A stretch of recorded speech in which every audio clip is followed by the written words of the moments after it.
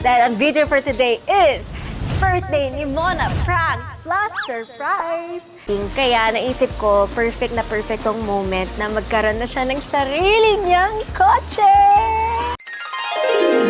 Love you, Mona. Happy birthday. Sorry, mamaya ipaprank kita. Si brother, si mama, si ate ay nasa isang kotse na hindi namin kotse. Tago sila para hindi ma-obvious ni Mona na may nakapark doon sa gilid-gilid. Naka-set up na sila doon. First time namin ulit makakalabas kasi lagi kaming busy at ito laging nasa school. Ikaw din naman lagi nasa TV. Tapos na siya nabe-blend. Ay, gagi!